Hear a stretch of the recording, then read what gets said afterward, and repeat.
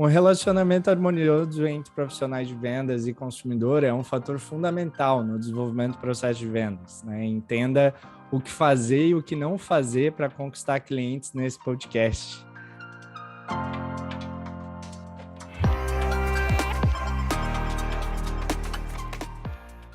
Sejam bem-vindos a mais uma edição aqui do Inside the Sales, o podcast que aborda os principais desafios e experiências de uma dinâmica de Inside Sales. Eu sou o Rafael Alexandre, apresentador e partner aqui na Insight.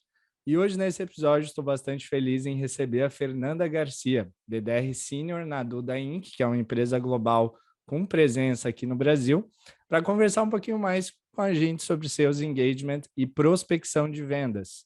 Você sabe como contatar um lead, criar rapport, gerar valor? Eu tenho certeza que depois desse podcast você vai ter bastante hack prático para aplicar no teu dia a dia de prospecção ativa. Fê, é um prazer enorme ter você aqui conosco e te apresenta aí para a galera. Boa. Obrigada pelo convite, Rafa. Tu já apresentou meio caminho, que eu sou BDR Latam na Duda, eu cuido da prospecção na América Latina e também sou cofundadora da Academia Rapport, que é uma academia focada em conteúdos de vendas, mas principalmente pré-vendas, ajudando os pré-vendedores a performarem melhor.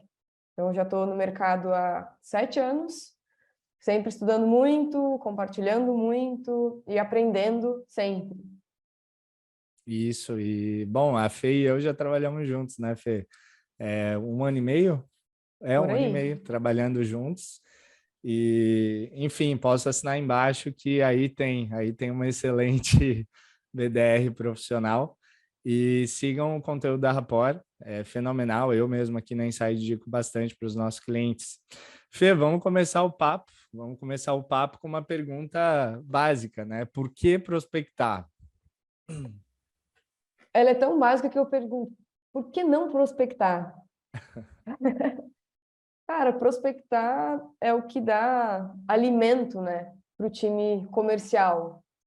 Então, a gente, na Duda, estava prospectando novos mercados para entender se a gente tinha volume naqueles novos mercados, se a gente conseguia aprofundar neles, vender para eles. Então, prospectar é uma etapa fundamental na carreira de qualquer pré-vendedor, é o básico, né? O pré-vendedor ele é especialista em prospecção e o vendedor também que prospecta, ele acaba entregando ali a mais da sua meta, porque ele tem cada vez mais condições de aumentar o seu pipe. Então, prospectar é ter insumo básico para trabalhar em vendas. Sem prospecção, sem contatos novos ali, a gente não... É difícil de seguir, quase impossível, diria. E eu não sei se tem essa mesma percepção, Fê, mas eu vejo realmente que existe um padrão entre senioridade em profissionais de vendas com esse hábito, né? E essa qualidade na prospecção. O que que eu quero dizer? Que geralmente, quando você pega um time de vendas, uma galera mais sênior e menos sênior, a galera mais sênior já prospecta de forma muito mais natural e tem meio que isso na veia, no DNA, assim. Sim. Tu acredita nisso também? Tu enxerga isso no pessoal que você já trabalhou junto aí? Eu já trabalhei com muitos vendedores e muitos seniors também. E quem eu vejo que tem essas qualidades e características de prospecção são profissionais que já lideraram times, que entendem a importância de manter um pipe sempre saudável e de não depender de outras áreas. Então, tem muito o que a gente chama de o accountability, né? Tipo, ele é dono do seu processo, ele não deixa na mão de ninguém. Eu acho que a gente também, quando pensa em senioridade e vendedores que prospectam, eu conheço vendedores que já trabalham há muito tempo, que são master seniors, só que eles sempre tiveram um volume de pipe muito bom. Então, eles nunca se preocuparam em prospectar, eles veem prospecção como algo colateral. Eu vou num evento, peguei uma indicação, mas eles não fazem isso de forma sistemática. E já há vendedores que vêm de um processo, que já passaram por pré-vendas, já estiveram dentro de empresas que têm as equipes bem delimitadas, que sabem a dificuldade que é montar um pipe. Eu vejo nessas pessoas uma cultura maior de se manter prospectando E entender que, pô, uma parte maior da minha meta pode vir daqui. Enquanto outros já estão tão acostumados que entendem que não, essa área eu precisava por isso, eu só precisava por isso. Não vê que está ali no meio também. Entra no automático ali, né? Que acaba Isso. não ajudando muito. Legal. Isso. E como é que você faz agora, compartilhando o teu jeito, né? Como você trabalha no teu dia a dia, como é que você faz, por exemplo, uma investigação de um lead para saber se ele é qualificado, não é? Você faz via LinkedIn, lendo o site dele, não sei, se você usa alguma rede social tipo Twitter, o que você faz aí, Fê? Eu prospecto no LinkedIn todo santo dia, é a minha rede, os meus leads estão lá dentro do LinkedIn. Eu entendo que para outras pessoas os leads não estão lá dentro, para alguns segmentos nem e-mail a pessoa tem direito, mas falando do meu, é foco no LinkedIn. Eu vejo muito conteúdo lá dentro, vejo o que a pessoa curtiu, o que ela postou, grupos que ela possa, né, se interessar e estar lá dentro. Não que ela participe, mas que eu já tenho noção de, pô, ela tem interesse nesse assunto aqui. E como eu prospecto muitos CEOs e CTOs também, eu acabo jogando o nome dessas pessoas no Google. E aí eu vejo notícias, eu vejo podcasts, entrevistas, matérias, e uso tudo isso na minha prospecção para me dar conteúdos para eu poder abordar essa pessoa depois. Cara, isso é um hack bem simples, né? Assim, procurar no Google, eu vejo que pouca gente faz. E hoje em dia, cada vez mais, até gente não tão famosa já aparece no Google, principalmente pelas redes sociais, né? Uma Sim, forma até de você achar, você tem o nome completo da pessoa, você acha às vezes um Facebook, Instagram e já vê algumas coisas bem evidentes, né? Sobre cultura da pessoa, orientações da pessoa, coisas que para gerar rapport e conexão são fundamentais muito mais que os negócios, né? sim, sim.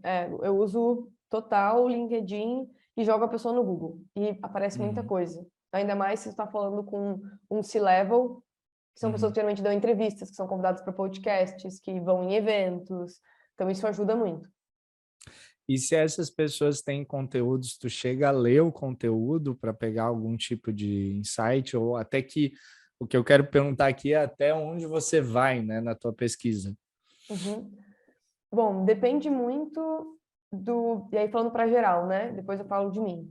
Quando a gente pensa em pesquisar sobre a pessoa, o quão a fundo eu vou na minha pesquisa? Depende muito do ticket médio. Pô, se eu estou vendendo um enterprise que é um ticket médio absurdo, eu vou pesquisar o máximo possível, vou consumir o máximo possível, até ver o TCC dessa pessoa na faculdade. Tipo, eu vou aprofundar mesmo, porque isso vai ser o meu maior diferencial. Se eu trabalho com um mid-market, né, que não seria um enterprise, que tem um ticket médio ali médio, eu não me aprofundo tanto em tantos conteúdos, mas o que essa pessoa tem, pelo menos uma entrevista que ela deu, eu vou ler, algum podcast que ela fez, eu vou escutar, porque eu também entendo que isso é melhorar o meu repertório, para falar com Uhum. essa pessoa ou falar com outras pessoas semelhantes a ela. Então, eu também posso usar esse conteúdo para fazer rapport com outra pessoa e entregar valor numa próxima ligação, no próximo Legal. contato. Uhum. Show. E como que, assim, isso é uma dúvida que a gente tem bastante aqui, né? Como saber qual tipo de prospecção é mais adequada para o meu negócio, né? Assim, tipo a estratégia, o canal, como é que você escolhe isso numa estratégia? Tu que já gerenciou também, foi líder, né? Fez de pré-vendas. Como é que a gente cria um racional para tomar essa decisão de qual caminho é melhor numa estratégia de prospecção?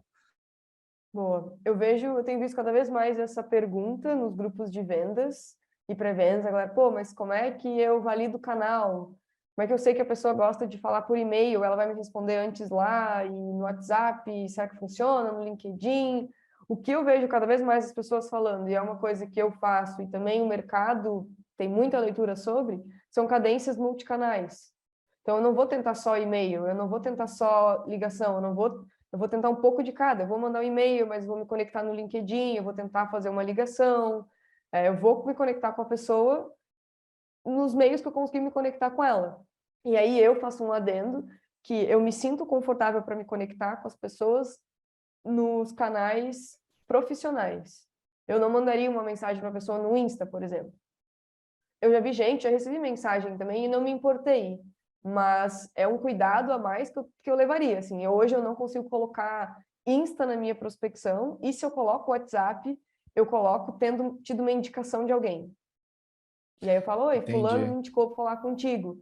Mas é nesses testes, assim, eu acabo ficando muito em ligação, e-mail e LinkedIn, cadências multicanais, e ver onde a pessoa me responde. Aí lá eu mantenho e valido o canal com ela. O Insta, ele é um canal que, assim como o WhatsApp, ele é muito pessoal, né? Só que eu acho que depende um pouco do persona ali, porque, por exemplo, eu uso meu Instagram profissionalmente, então eu não me Sim, importaria de receber prospecções, até porque eu já recebi bastante demanda profissional lá, eu acho ótimo, né? Tanto gente me oferecendo soluções, quanto o contrário, gente querendo o serviço da Insight. sim. Mas é até legal você trazer esse ponto, porque você estava lá no RD Summit, a gente falou na palestra da Inside lá, eu falei isso também, né? De como o multicanal ele é importante. E Uhum. até a gente brinca, assim, na dúvida, vai pelo multicanal, cara. Assim, se você não sabe o que fazer, explora diferentes canais. Eu, por exemplo, quando eu faço minhas prospecções, e isso eu faço até para follow-up depois, quando eu já tenho contato do lead, eu tento nunca repetir o canal. Por exemplo, se eu ligo para o lead e ele não me atende, eu mando WhatsApp. Se eu Uhum. mando WhatsApp, eu tento não mandar em 2 dias outro WhatsApp, eu já mando um e-mail. Aí, sei lá, se ele não me responde no WhatsApp, no e-mail, eu mando o LinkedIn. Eu tento variar, porque as próprias pessoas tendem a ser mais tolerantes quando elas são abordadas em diferentes canais, né? O sentimento é que você não está abordando ela mais de uma Insistindo vez. É ali, meio louco batendo. isso, é a mesma, né? É a mesma pessoa te abordando, mas em diferentes canais o sentimento é diferente. Então, acho que tem uma Sim, questão, um viés psicológico também, né, Fê? sim, sim. E é muito isso, testar o canal. E para testar o canal, tu tem que conhecer muito bem tua persona, né? Por exemplo, eu estou prospectando o CEO. Pô, talvez eu não vou conseguir falar com esse cara no telefone ou no WhatsApp dele, pior ainda. Mas eu estou falando Uhum. de CEO de startup de 20 pessoas, ou estou falando de um CEO de uma multinacional, né? Tem níveis ali tem um degrau de diferença, às vezes, bem grande. Então é isso, testar os canais e validar com a pessoa. Ela te respondeu no Insta, no LinkedIn. É aqui que a gente vai continuar falando? É o melhor canal para falar contigo? Não, o melhor canal é no e-mail. Legal, então eu vou passar a conversa por e-mail, porque eu validei com a pessoa. Então, essa validação de onde a pessoa quer que tu fale com ela é um respeito à outra pessoa, né? E a gente molda a nossa forma de abordagem e passa para o canal que melhor faz sentido para o outro. Show, show de bola. E Fê, falando um pouquinho agora de persistência, assim, que isso é um tema que eu escuto bastante, né? Persista, Uhum. persista, mas assim, qual é a real importância de persistir e até onde a gente persiste? Porque assim, tem muito vendedor que chega e ouve ou não e já desiste, né? Mas a gente sabe que para uma venda principalmente complexa vai ter que ter alguns nãos até a gente chegar no sim. Então, só que ao mesmo tempo a insistência em excesso pode ser um problema também, né? Então, como é que a gente sabe essa resposta? Até quando insistir? Eu acho bem difícil ter essa resposta, mas um ponto importante é desenhar uma cadência, né, com base na tua persona, conhecendo a pessoa do outro lado e já sabendo minimamente que tu teve sucesso antes. Então, o cliente falou, eu vou mandar um WhatsApp. Eu não vou mandar um outro WhatsApp no dia seguinte, eu vou esperar 2 dias. Aí eu vou mandar um e-mail. Então, eu estou entregando valor já por telefone, por mensagem, por LinkedIn, por e-mail, por, né, várias formas e em momentos diferentes. Quando eu já fiz isso, já entreguei valor, já entrei em contato com a pessoa e a minha cadência acabou, então, por exemplo, fiz uma cadência lá de 10 dias. Dentro desses 10 dias, eu botei 5 contatos com a pessoa. Se essa minha cadência acabou e eu fiz tudo certinho, entreguei valor em cada interação, ela não me respondeu, aí para mim é o momento de parar e eu sempre meu último passo da cadência é analisar o lead. Ele abriu os meus e-mails? Pô, ele abriu todos os e-mails e não respondeu. Ou não, ele não abriu nenhum e-mail. Poxa, então a minha mensagem nem chegou para ele. Talvez eu consiga reciclar ele, mas com outros títulos. Não quer dizer que eu Uhum. esgotei o canal, mas é aquela pessoa não viu. Então eu vejo que tem esses pontos, assim, cumprir a cadência com esse espaçamento para não ficar insistente, mas também criar familiaridade.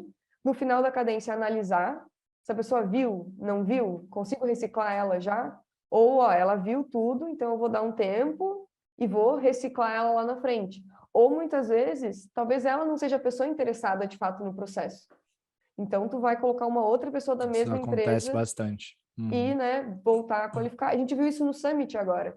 Eu estava tentando falar com algumas agências grandes e eu estava indo sempre no CEO. E a pessoa via os meus e-mails, não respondia. E aí lá no Summit a pessoa falou, não, sim, é que a pessoa responsável não sou eu, é a outra pessoa. E aí eu já falei com a outra pessoa e as coisas fluíram. Mas eu fiquei batendo tanto em uma pessoa que eu esqueci que talvez o desenvolvedor fosse a pessoa certa. E eu fiquei ali insistindo na mesma pessoa. Então, para mim, tem esses pontos, assim. Ou seja, mapear o ICP ali, os personas do ICP é bem importante, a gente saber Uhum. quem é a pessoa correta e ter estratégias, principalmente em deals enterprise, de envolver multi-pessoas, né? Numa Sim, mesma cadência. sim, total. Legal. Tem duas coisas legais aqui para falar, né? Primeiro que eu acho que as cadências, então, seriam, tentando trazer assim, o teu raciocínio, seriam como se fosse tua estratégia, né? Então, é importante você executar ela até o final e você avaliar o que aconteceu na cadência, porque isso é um ponto também, né, Fê? Não adianta nada a gente Sim, ter a cadência se a gente não para avaliar ela, porque é dessa avaliação e desses dados que eu vou definir se eu sigo com ela, se eu mudo exato. ela, se eu tento outro caminho, correto? Sim. E tem, Rafa, muitos para vendedores que eu já vi que o último passo é meio que tipo, o e-mail de break, né? Manda o Uhum. e-mail de break e o lead some. Tu não sabe nem onde ele está no CRM muitas vezes, ou na plataforma de sales engagement. Tá tipo, acabou, mas cadê ele? Tu não vai reciclar, tu não vai colocar ele em nenhum outro lugar, ele vai ficar no limbo e um dia tu vai voltar lá, vai exportar e vai retrabalhar. Para, analisa, vê o que que tu vai fazer com essa pessoa, porque é um potencial cliente, né? Trabalhou ele, tu acredita nisso, então tem que dar uma revisada. Não dá para simplesmente fazer tudo e deixar ele solto. Uhum. E você citou também na tua última fala ali sobre é importante gerar uma familiaridade, né, com o lead. Explica para o pessoal, Fê, o que que é cadência de familiaridade, que eu acho que esse é um conceito ainda pouco discutido, né? E que a gente que está no mundo de inside sales, a gente sempre tenta gerar essa familiaridade. E eu vejo muitos mercados ainda apostando só no caminho da venda, né? No caminho Uhum, comercial, muito seco assim, com pouco conteúdo, pouca geração de valor para o lead. uhum. Então, o que são cadências de familiaridade e como a gente pode educar mais o lead, talvez gerar mais valor ao longo do processo de seus engagement? Boa. Eu acredito que tem algumas formas assim de gerar familiaridade. Uma delas que a gente está muito acostumado dentro do nosso mercado é escutar sobre social selling, né? Que é tu tá ali no LinkedIn, produzindo conteúdo, interagindo com aquela pessoa antes de mandar um e-mail para ela, antes de mandar uma mensagem. Tu já tá mostrando, oi, olha só, eu sou a Fernanda, eu acompanho teus conteúdos, eu curto os teus conteúdos, eu comento os teus conteúdos, eu marco outras pessoas para verem os teus conteúdos também. Então tu já vai ficando familiarizada com o meu rosto, né, minha foto ali, e também com o meu nome. Isso é uma coisa importante também, ter a mesma foto e o mesmo nome nos nossos canais. Então, se eu uso uma foto no LinkedIn, tentar usar a mesma foto no meu e-mail, para a pessoa falar, opa, eu já vi essa pessoa antes. É Isso é bobo, legal, né? É mas bobo, mas é assim, importante. é Aham. super importante. Imagina, meu nome é Fernanda Machado Garcia. Imagina se eu estou como Fernanda Machado no meu e-mail, Fernanda Garcia no LinkedIn, com duas fotos diferentes. Eu vou atrapalhar um pouquinho a pessoa a entender que eu sou eu, né? Mas no LinkedIn, então, gerar essa familiaridade. E também em cadências, eu adiciono, por exemplo, a pessoa no LinkedIn antes de enviar um e-mail para ela. Ou eu mando um e-mail para ela, gerando valor, não querendo agendar nada. Muitas vezes, olha, eu vi teu LinkedIn, vi que tu te interessa por esse assunto, quero compartilhar contigo essa notícia, por exemplo. E aí depois eu ligo para ela, mas ela já tem uma ideia de quem eu sou. A gente tem escutado muito ultimamente, lido também sobre warm call, que seria a ligação morna, né? Que eu não é uma cold call, que eu ligo para a pessoa do nada e ela nunca ouviu falar nada sobre mim. Não, essa pessoa provavelmente já teve alguma interação comigo, já interagiu em algum post meu, ou eu já vi que ela interagiu nos meus e-mails, acompanhei que ela abriu, que ela clicou, e aí eu ligo. Dá para fazer em todos os canais, todos os mercados? Não necessariamente. Tem gente que eu já fiz bench que falou, Fê, o meu mercado é o mercado de software para donos de restaurantes. Eles não estão no LinkedIn. Eu não consigo fazer isso. Beleza, mas às vezes tu já tem o WhatsApp dessa pessoa, que é o comercial, e tu consegue mandar alguma coisa lá antes de ligar. Já é uma forma, mesmo que singela, de falar, olha, eu existo, já tive um E o contato contigo. Instagram nesse mercado super forte, né? A maioria dos restaurantes profissionaliza o Instagram e tem esse contato também ali, né? Sim, lojas pequenas também. Nossa, Uhum, hoje muitas marcas estão no Insta. Então, interagir uhum. lá também é uma forma Pode ajudar. no Insta, né, Uhum. da empresa. Cara, esse mercado é muito engraçado. Estava falando também com um cliente da Inside que atua nesse mercado de restaurantes locais, e eles falaram que o principal buyer persona geralmente não é o chefe, né, ou a chefe, é o cônjuge desse chefe. Então, geralmente é muito comum, por exemplo, se tem um homem ou uma mulher lá que é o chefe da cozinha e tal, que é a cara do restaurante, o parceiro ou a parceira que é quem está no administrativo, quem toma a decisão, quem avalia a solução. Então, muitas vezes de estar atrás da pessoa errada, né? Quem toma a Uhum, decisão é outra, e essa pessoa que está no Instagram, essa pessoa que está gerenciando social media e que a gente pode se relacionar com ela via interações digitais, né? sim. Bem E legal isso. quanto menor esse estabelecimento, às vezes é mais fácil estar falando com a pessoa certa, porque é a pessoa que faz tudo. Ela gerencia a Uhum. rede social, ela cria conteúdo, mas, Ela está no né? caixa, ela faz tudo. Exato, exato. Uhum. E, ô Fê, então beleza, atualizar fotos. Ó, galera que tá ouvindo aí, eu acho que o primeiro ponto é garantir que todas as suas mídias estejam com a mesma foto e o mesmo nome. Eu fiz isso sem querer, tá, Fê? Eu fiz isso por preguiça mesmo, mas eu acho que eu mandei bem, então, porque todas as minhas mídias têm a mesma foto lá e todo convite também que eu recebo eu mando a mesma foto, então legal, talvez ter uma foto por ano seja o melhor caminho, ou a cada Tipo 2 anos. isso. Tá, ótima dica, Fê. Bom, vamos falar um pouquinho sobre processo. Você sabe que eu gosto de processo, né, Fê? Não é pouco, né? É, Aqui na Inside a gente é bem rígido, né, em relação ao processo no geral e seus engagement não é diferente. Então, a importância de ter cadências bem pensadas, ter os copies bem organizados ali de cada touch, mas a gente sabe que muita gente ainda traz o lado da intenção, né? Desculpa, intuição, né? Segue Uhum. aquela frente de não, mas é importante a gente ser intuitivo, cada lead depende. Então aí vem uma pergunta talvez um pouco polêmica, né? Você acha que realmente ser intuitivo é o suficiente para vender bem ou é importante também? Em que medida? Boa. É importante também, mas se tu só deixa na intuição e cada um faz do seu jeito, a gente não consegue padronizar e ver o que funciona e escalar isso, né? Então, quando a gente fala de, por exemplo, ligação a gente segue um modelo ali de perguntas e respostas que a gente tem que ter, né, na qualificação. Então, mas cada um faz do seu jeito, fala do seu jeito e busca as mesmas informações. Em e-mails, que é o que a maioria manda, muitos toda semana, eu sempre falo sobre a personalização, né? Só que se o personalizar, eu vou fazer diferente de ti. Não tem como a gente fazer igual. Mas tem como fazer uma estrutura de e-mail que a gente use a mesma estrutura, mas que em alguns momentos a gente tenha personalização. Então, por exemplo, primeiro parágrafo, traga algo do teu lead. Eu vou buscar a informação do meu lead. Mas no segundo parágrafo vai ter um parágrafo estático, que é a gente falando sobre, sei lá, proposta de valor ou problemas que a gente resolve. Ou o final, call to action vai ser o mesmo. Enfim, tem como personalizar, mas manter a mesma estrutura. Para mim, isso é o melhor dos mundos. Porque personalizar tudo 100% do tempo, cara, não tem como também. A gente vai investir Você não muito consegue tempo. mensurar daí, né? O Não, que aconteceu. Você sim. não sabe nem o que deu certo, né? Aham.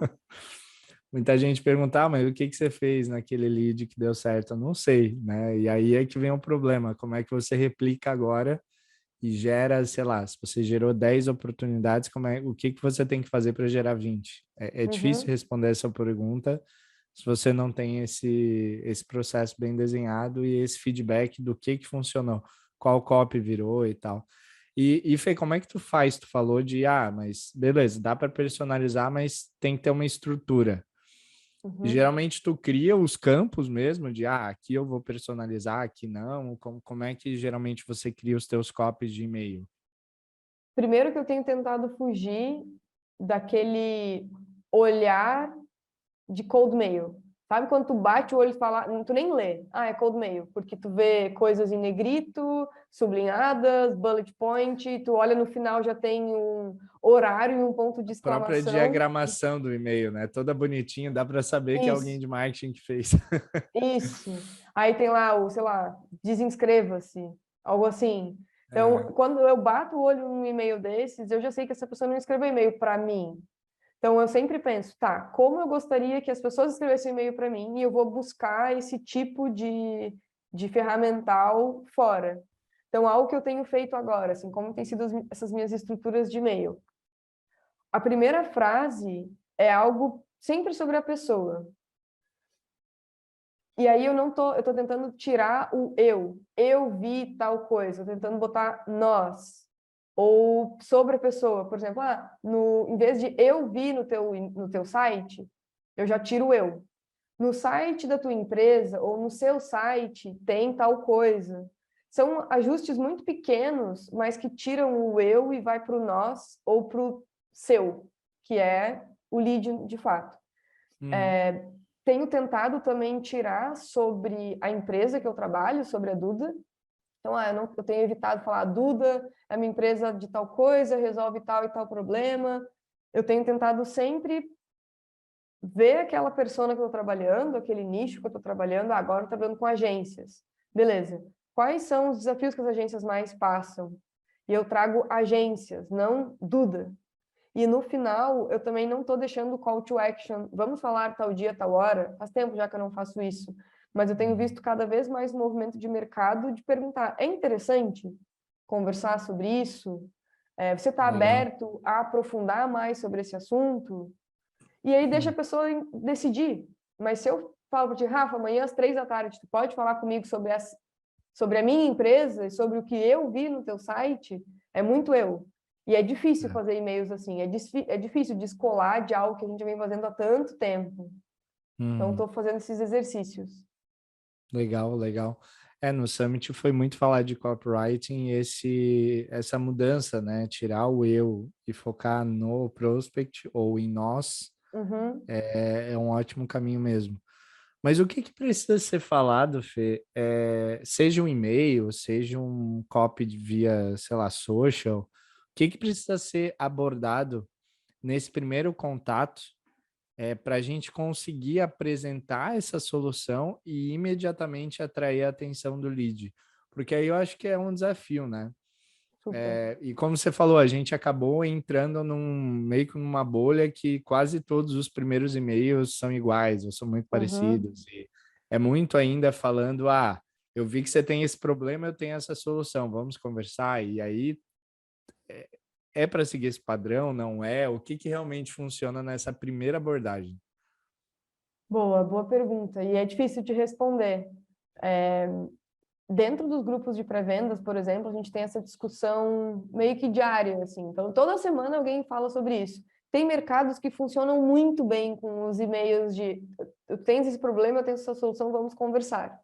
E tem outros, ou depende da persona, que isso, já a galera não aguenta mais. Tanto que explodiu esses dias no LinkedIn, gente reclamando dos milhões, milhares de e-mails, não sei se chegou a ver, que as pessoas estavam reclamando, poxa, mandando print das suas caixas de e-mail. Olha essa empresa, me mandou tantos e-mails em uma semana, todo mundo querendo vender alguma coisa. Cara, eu coloco muito no spam e ainda chega. Isso que eu fico mais indignado, assim. Eu descadastro, coloco no spam e segue chegando, assim. Mas eu nem fico mais indignado quando chega um spam. Eu fico indignado quando eu coloco que é spam e continua E chegando. volta. Não, e assim, vários compradores comentando assim no post sobre, para mim chega também, as pessoas acham que sabem os meus problemas, que eu já tenho que seria uma perda muito grande eu não ir para essa chamada. Então, uma coisa legal para mim, Rafa, tem sido acompanhar essas pessoas e entender, tá, eles estão insatisfeitos com esse tipo de abordagem. E eles são as minhas personas também. Então, eu vou tentar fazer diferente disso. E algo que eu estou mudando agora, e que eu acho que é uma dica para todo mundo, assim. Conversa com algum cliente teu que é exatamente a persona que tu precisa. Semana passada, o CEO de uma grande agência que nós trabalhamos na Duda, que é nosso cliente, estava lá no escritório e foi para o Summit com a gente. E aí eu tive uma conversa com ele e falei, ô, João, vamos trocar uma ideia sobre CEOs de agências. Ótimo. O que chama atenção para vocês, assim? Se eu falar sobre esses problemas, chama atenção? Ele falou, Fê, não vai chamar a atenção dele isso, vai chamar a atenção dele se tu falar isso aqui. Porque é isso que um CEO de agência está olhando hoje, é isso que deveria estar preocupando ele hoje. Pô, legal, só que eu só consegui chegar nesse o que chama a atenção de um CEO de agência falando com um CEO de agência, que está inserido no mercado de agências e conhece outros CEOs. Então, isso vai me ajudar a construir melhores e-mails, porque acredito, né, que falar ainda mais, de uma forma ainda mais certeira com aquela pessoa, que eu vou conhecer mais os problemas. A gente falou bastante sobre isso já, né, Fê? A importância de você entender a cabeça do seu prospect, né? Inclusive, eu até te dei o meu exemplo, né, de como hoje na Inside, para mim, isso é natural, pelo fato de eu estar vendendo consultoria para uma persona que eu fui muitos anos, então eu entendo, né? Os nossos clientes hoje, né, principalmente os heads de vendas, eu entendo eles, eu vivi isso muito tempo, então assim, eu converso com eles, parece que eu estou conversando comigo mesmo. E esse entendimento, esse conversar com clientes, entender, né, o que eles vivem, o segmento deles, as dores deles, cara, eu acho que é uma das coisas mais importantes, não só para o nosso papo de hoje, de prospecção, mas para tudo, né, Fê? Para venda. Como é que você vai vender para uma pessoa que você não tem o mínimo de empatia de entender o que ela está passando, a forma que ela vê o mundo, né? Sim. Então, essa dica aí é fantástica, né? Talvez um acionável legal, Fê, para o pessoal que está ouvindo cara, fale com seus clientes, né? Pega aquele cliente case Sim. sei lá, tenham pelo menos uma conversa com ele ou com ela para entender por que ela comprou, quais são as dores, e aí usar isso na sua abordagem, na sua estratégia de prospecção, né? Sim. Isso foi uma coisa que eu perguntei para o João. Eu falei, João, se eu te mandasse um e-mail assim, o que tu acharias? Ele falou, eu acharia, sei lá, interessante, mas só se eu tivesse com muito interesse, já pensando nisso, eu conversaria. Eu falei, tá, então o que te chamaria atenção? Ele falou, pô, Fê, por exemplo, ter paz é uma coisa que me chama atenção hoje. Porque ser dono de agência e trabalhar do jeito que eu trabalhava e ter medo de sair no final de semana porque poderia ter alguma atualização e eu não poder tirar férias, isso para mim me chama muita atenção. E CEOs de agência se relacionam com isso. Que copy, hein? Que copy para um e-mail esse aí. Não, ele falou isso e no Summit, ele falou assim, ó, a Duda não vende sites, a Duda vende paz. Eu falei, meu Deus, eu preciso anotar isso. A Fê já mudou todos os, todos os carros. E assim, dá para mexer em muita coisa, porque quando eu pego os meus primeiros e-mails, né, Rafa, que a gente mandava, assim, pô, estava aprendendo e validando o mercado. O que eu tentava fazer, né? 2 anos atrás, quando eu comecei na Duda. Eu mostrava os problemas que a Duda resolvia para o mercado. Ah, a Duda foca nisso, nisso, nisso, nisso. Beleza, mas aquela pessoa, talvez ela não veja os problemas dessa forma, ou ela não se relacione dessa forma. E eu só fui descobrir isso conversando com os clientes, né, aprofundando mais e perguntando para as pessoas nas calls também. O que te chamou a atenção no e-mail que eu te mandei para te vir falar comigo? A gente sempre fazia essa pergunta no início. Pessoal, eu vi que vocês fazem tal coisa. Pô, legal, então talvez de tudo, só isso aqui pegou essa pessoa. Será que eu consigo explorar um pouco mais isso aqui? Então, essa investigação mais interna mesmo. Bom demais, Fê. Vamos falar sobre um tema importante, né? Quando a gente pensa em prospecção, que é essa passagem de bastão para o profissional ali que vai fazer a venda, né? Closer, ou seja lá como a gente chame na operação. Isso quando eu tenho esse profissional, né? Muitas vezes a mesma pessoa que faz a prospecção e depois vende, mas considerando que a gente tem uma área de pré-vendas e vendas, quais são as principais dicas que você dá, que você utiliza para fazer uma boa passagem de bastão para os executivos aí da Duda, Fê? Primeiro ponto, e é difícil para muitas empresas terem, é um SLA, né, um acordo entre áreas, um Sales Level Agreement, bem definido. O que significa isso? Eu sei o que eu tenho que pegar naquela conversa com aquele lead para passar para o meu vendedor e ele ter sucesso na condução dele. Então, tem informações ali que eu tenho que buscar. Beleza, esse é um ponto. Então, eu tendo essas informações, a minha passagem já fica mais fácil. E, além disso, para mim é sempre ter um excelente relacionamento com os vendedores, com as pessoas que trabalham junto contigo. E ter esse feedback constante de, olha, eu estou fazendo anotações assim, elas estão boas. Eu estou colocando nesse documento, tu consome aqui? Eu estou preenchendo o CRM dessa forma. Está alinhado com o nosso processo? Então, é tu ter essa, primeiro, clareza com a tua equipe. Eu estou fazendo assim, funciona para ti? Pô, funciona. Legal. Agora que a gente já sabe que funciona dessa forma, as informações que eu estou colocando são as informações, né, que a gente combinou, acordou? Sim. Legal. Então, fazer essa passagem. E outra coisa que eu gosto também, Rafa, é de entrar na call com o vendedor e fazer esse início. Até para ter uma continuidade. Tu não entra sozinho na chamada com uma pessoa que tu nunca viu na vida. Tu teve uma Boa. interação comigo antes. Trocou e-mail comigo, tu falou Isso comigo, gera trocou rapport mensagem. também, né? Uhum. Exato. Então eu chego na chamada, tá eu, o vendedor e o lead. Então eu faço essa passagem. Ó, Rafa, agora quem vai falar contigo é a pessoa tal, como eu comentei, já passei. Então eu faço essa passagem também nesse início, já alinha e já fica mais familiar também. Uhum. Uhum. E essa passagem, né, Fê, eu estava pensando aqui, você estava falando que idealmente isso é uma definição de processo da gestão, né? É muito importante o time de gestão pensar em como é Uhum. que funciona esse pipeline de vendas e como é que é essa intersecção. Mas mesmo quando os processos da empresa ainda não são muito maduros, a gente até viveu isso, né? Lá no começo Aham. da Duda, a gente estava, enfim, eu e a Fê fizemos parte dessa expansão da Duda Brasil, de um novo segmento, enfim, construindo tudo do zero. Mesmo assim, que a gente não tem um SLA muito bem definido, que é normal, acho que para muitas empresas que estão nos ouvindo hoje, essa é a realidade, Fê. Dá para a gente achar uma forma do negócio funcionar, né? Sim. Sim, Tirar as muletas ali, tá, beleza, temos um CRM, como é que a gente usa isso aqui? Quem sabe uma nota aqui que funcione, um padrão de informação.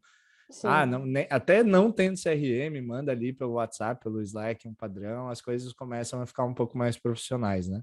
E é muito alinhamento, né, Rafa? Tem equipes, até quanto maior a equipe, eu já vi isso, né? Já vivi isso. Equipes grandes de pré-vendas, equipes grandes de vendas, muitas vezes o pré-vendedor e o vendedor nem se conversam.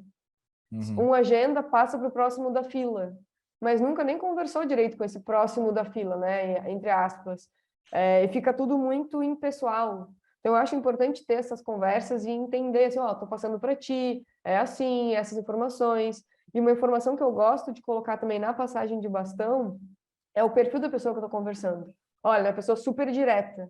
Então, tenta conduzir a call sem viajar tanto. Olha, uma pessoa que já gosta de mais contexto. Então, dê mais contexto. Acho que é papel do pré-vendedor também ajudar o vendedor a sacar um pouco mais o perfil da pessoa que ele vai falar, porque ele nunca falou com essa pessoa, né? Ele só tem anotações dela. Então, o que a gente puder dar de munição e fazer com que essa passagem de bastão seja cada vez mais tranquila, é nosso papel. Ô, Fê, hoje na Duda você tá numa posição aí de executora, mas você foi líder também de pré-vendas um tempo, né? Quanto tempo Sim, você foi líder na Mobili, eu acho que uns, foi, né? isso, uns 2 anos na Mobili. Eu tive equipe de 10 pré-vendedores. Tinha 8 Tá. pré-vendedores de outbound, 2 inbound. Então, era bastante coisa, bastante gente também. Vamos falar sobre um tema assim para gestoras de pré-vendas que estão nos ouvindo agora, né? Qual que é a melhor maneira de certificar que o time ali de SDR está operando na melhor forma possível? quais eram, né, os indicadores que você mais olhava do teu time na época? Um indicador, fugindo, né, indicador meta, atingimento de meta, era a porcentagem do que era agendado e virava oportunidade. Então, isso era importante, porque não adianta o empreendedor estar batendo meta no final do mês, mas, pô, a taxa dele de conversão tem 50%. Então, ele está trabalhando muito mais, enquanto o outro, né, está lá com 90%.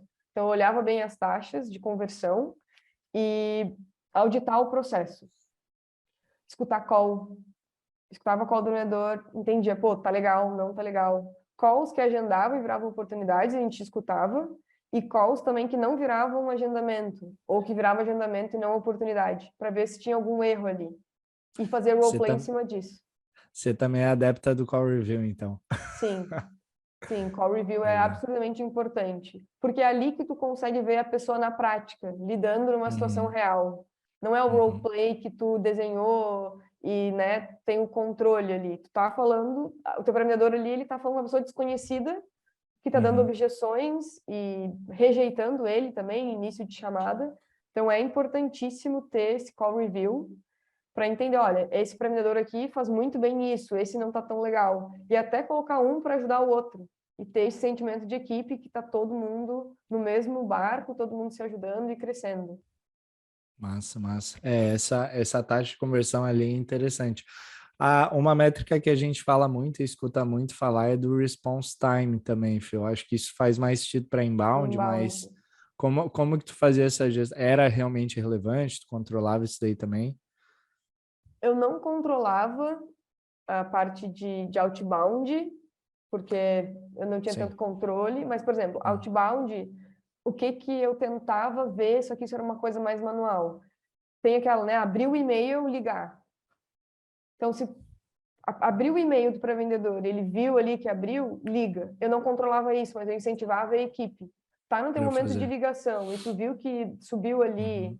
a notificação de que aquela pessoa abriu o teu e-mail, prioriza a ligação para ela. Então, isso, né, pode ser que Isso aumente as funciona chances muito, né? dela Uhum. conseguir falar contigo. E de inbound, é, eu não controlava, mas o time era totalmente sensibilizado de, ó, caiu, ligou. E teve uma época, no início, quando a equipe ainda não era tão madura, eu recebia os e-mails de quando caiu uma levantada de mão. Então, eu recebia vários e-mails. Falava, gente, quem já falou com esse? Já ligou para aquele? Então, era mais manual, mas depois a equipe foi e tinha essa coisa de, ó, caiu uma levantada de mão, a galera sabia que tinha que ligar, porque Sim. isso tinha total relação com o agendamento, com a pessoa estar disponível para falar naquele momento. É essa lógica de priorizar o contato por engajamento e não por histórico, lista, porque muitas empresas ainda têm lá uma lista de gente e vai trabalhando. E Não. é totalmente contra-intuitivo, né, Fê? Porque tu não tem que priorizar por, sei lá, por ordem alfabética. Tu tem que priorizar por engajamento. Então, se tu Uhum. tem um lead lá que está lá há 3 semanas e um que acabou de baixar um e-book, é muito melhor ligar para esse que acabou de baixar o e-book do que o que está lá há 3 semanas, né? E é Sim, uma coisa total. que parece básica, mas, cara, a gente fala com muita empresa aqui, pouca empresa ainda tem essa Não, lógica operando. e às vezes, assim, chegou na segunda-feira para trabalhar. Tem gente que vai priorizar os leads de sexta e não de segunda às 7 da manhã. Prioriza segunda às 7 da manhã, porque tá super fresco. E aí vai para os de sexta-feira, que já tiveram um final de semana todo. Então, Ótimo. prioriza sempre o último. E daí vai indo, né? Penúltimo, antepenúltimo, e assim vai. Bom demais, Fê. Agora eu vou com as perguntas mais filosóficas para a gente fechar o papo aí. Eu quero, sim, uma dica infalível, tá? Para prospecção de maneira efetiva que tu descobriu nesses teus 7, 8 anos aí operando. Dica infalível. Tem algumas. Aquela que você vai É, escrever no teu livro um dia, Fê. tá. É, usar o teu networking e conseguir indicação. Eu não fazia isso, não fiz isso por muito tempo. E hoje é uma coisa que eu presto muita atenção. Quero falar com essa pessoa. Quem que tem conexão com essa pessoa e pode fazer a ponte para mim? E isso antes era meio que, não, vou falar com essa pessoa por e-mail, por LinkedIn ou por, né, cadência. Hoje eu vejo se eu tenho uma conexão com alguém primeiro. Se eu não tenho, daí eu parto para as cadências. Se não, eu tento essa conexão. E eu sinto que muitos vendedores não fazem isso e não constroem a sua rede de networking. Legal, bem legal. Isso realmente é um negócio que sempre me ajudou também na minha carreira. Todo lugar que eu, enfim, começava uma jornada e sigo usando bastante, né? E existem várias formas de movimentar também, né, Fê, o networking. Mentorias, benchmark, enfim, manter a galera sempre. Isso daqui, né, um podcast, Uhum. produzir conteúdo junto, são coisas que, nossa, ajuda demais a manter o networking ativo, né? E tem gente que esquece que tem empresas que acabam contratando pessoas pelo seu networking. Na Poxa, verdade, né? as principais contratações, né, da vida são assim.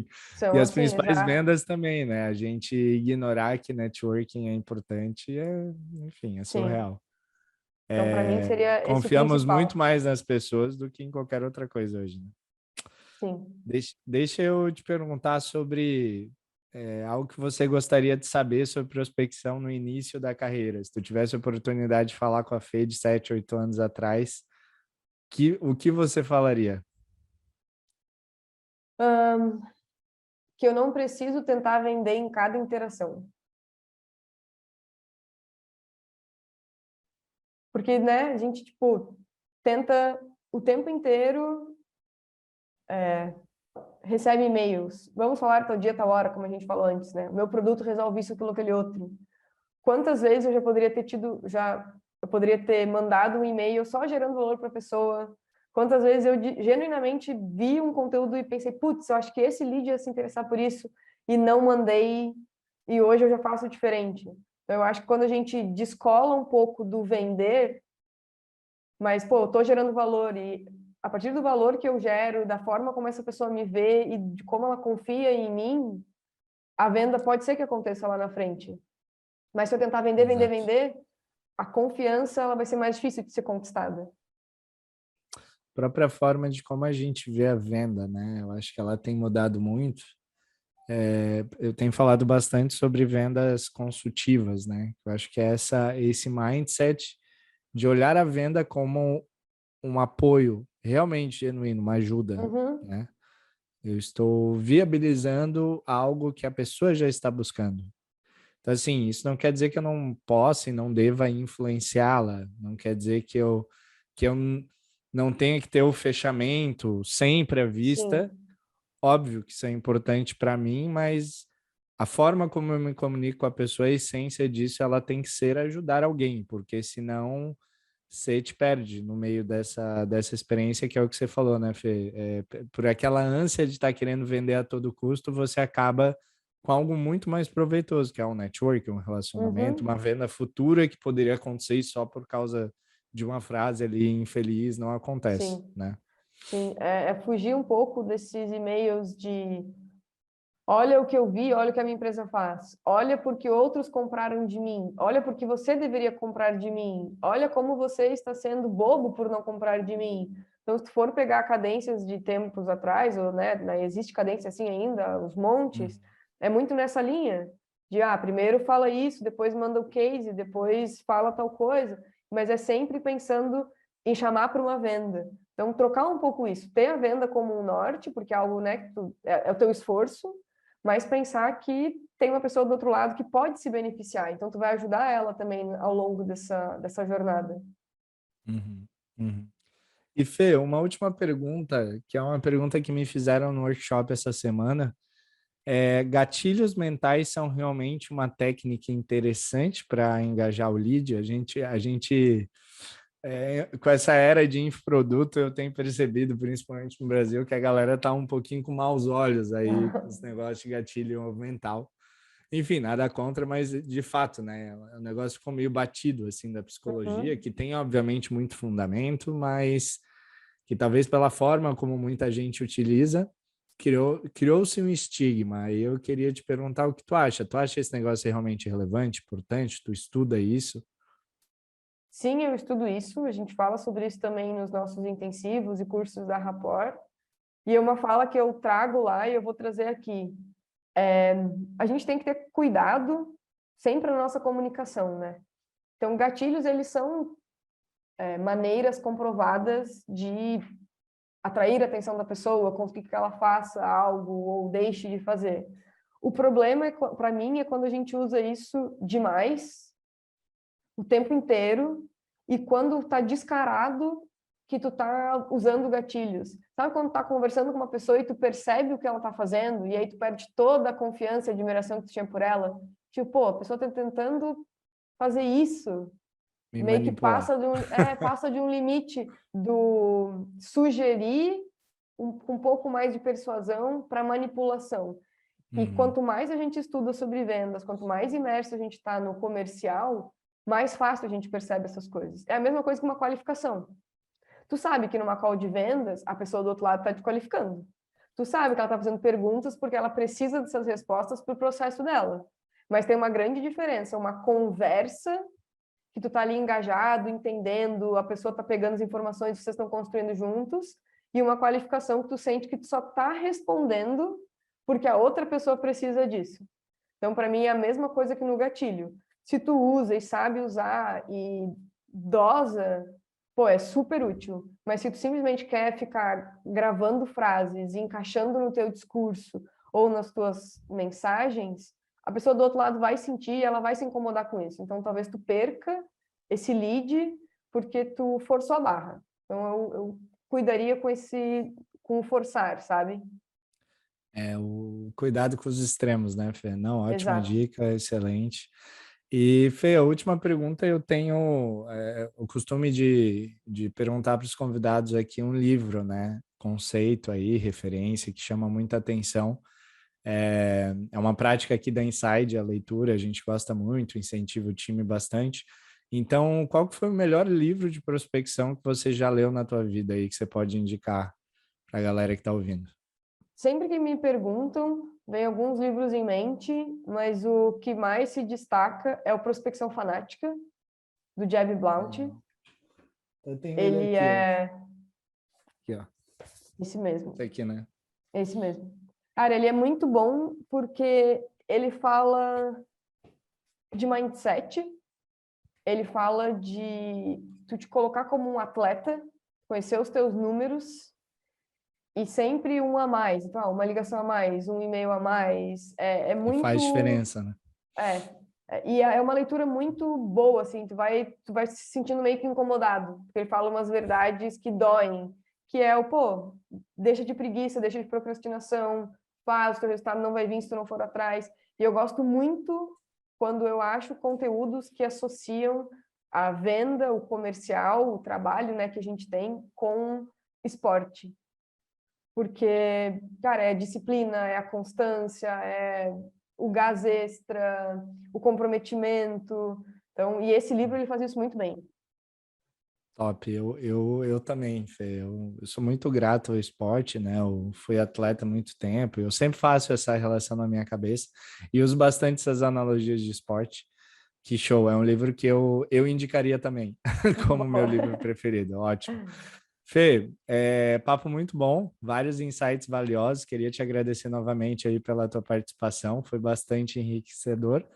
E agora deixa um abraço aí para a galera e o contato para quem quer saber mais da Fê, da Duda ou até da Rapor, né? Boa, obrigada, Rafa, pelo espaço. É sempre incrível quando a gente troca, mas que a gente troque sempre, todas as trocas novas são sempre muito enriquecedoras. Para quem quiser me achar no LinkedIn, o meu nome está como Fernanda Garcia. Se colocar um foguinho na frente, vai me achar mais fácil. No Insta da Rapor é Academia Rapor. A gente posta muito conteúdo lá, então vocês conseguem acompanhar a nossa agenda. E para quem quiser conhecer mais sobre a Duda também, é duda.co. E aí lá vocês conseguem entender melhor sobre a empresa, principalmente para quem trabalha com agências e empresas SaaS, que é o nosso principal foco hoje. A Fê gosta bastante desse foguinho mesmo, pessoal. Eu gosto. Todos os posts dela no LinkedIn vem algum emoji e 85% deles eu já levantei a estatística, tem um foguinho. Fê, então, Boa. obrigado de novo. Para você que está ouvindo esse episódio do Insider Sales, fiquem ligados aí que toda semana a gente vai publicar novos episódios. Muita gente fera do mercado ainda vai passar por aqui. E o meu muito obrigado pela audiência e aquele abraço.